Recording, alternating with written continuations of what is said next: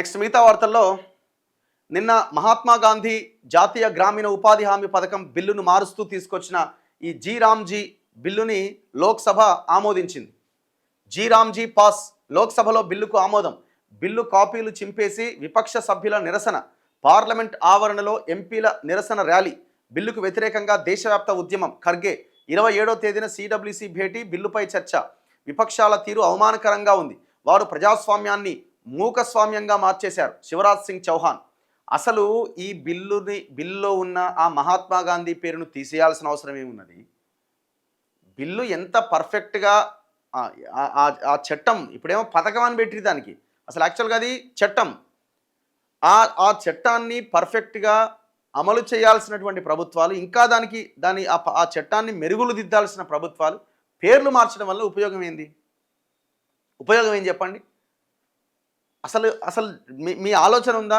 ఈ మహాత్మా గాంధీ జాతీయ గ్రామీణ ఉపాధి హామీ పథకం, ఇప్పుడు మీరు అంటున్న జీ రామ్జీ పథకం చట్టం, దీన్ని వ్యవసాయ రంగానికి అనుసంధానం చేయాలి. ఆ గ్రామాల్లో మౌలిక వసతులు కల్పించే ఆ పనులకి దీన్ని అనుసంధానం చేయాలి. అట్లా ఆ గ్రామాన్ని అద్భుతంగా తయారు చేసుకోవచ్చు అనే దాంట్లో భాగంగా ఈ రకమైన ప్రణాళిక ఏమైనా పార్టీలకు, ప్రభుత్వాలకు ఉందా? ఇప్పుడు తెలంగాణలోనే చూద్దాం. తెలంగాణలో లాస్ట్ 10 yearsలో జాతీయ గ్రామీణ ఉపాధి హామీ పథకం నిధులు హరితహారం కింద డైవర్ట్ చేసి పడేసినారండి. వేల కోట్ల రూపాయలు. ఎవడన్నా అడిగిండా? అసలు ఈ పథకం అమలవుతుందా? ఫేక్ జాబ్ కార్డ్స్ తోటి మొత్తం దోపిడీ చేసి పడేసినారు. ఫేక్ జాబ్ కార్డ్స్ తోటి అర్హులైనటువంటి కూలీలకి ఆడ ఉపాధి దొరకలేదు. వీళ్ళు ఏమంటారు 100 రోజుల ఉపాధి అంటే 125 రోజులు చేస్తారట. అసలు ఉన్న 100 రోజుల సమయానికి ఉపాధి దొరుకుతుందా? ఉపాధి కల్పించే ప్రయత్నం చేస్తున్నారా?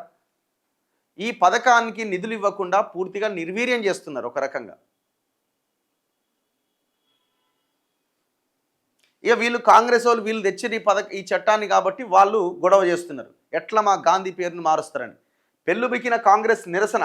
గాంధీ భవన్ వద్ద రోడ్డుపై బైఠాయించిన కాంగ్రెస్ రాష్ట్ర వ్యవహారాల incharge Meenakshi Natarajan, TPCC chief Mahesh Goud.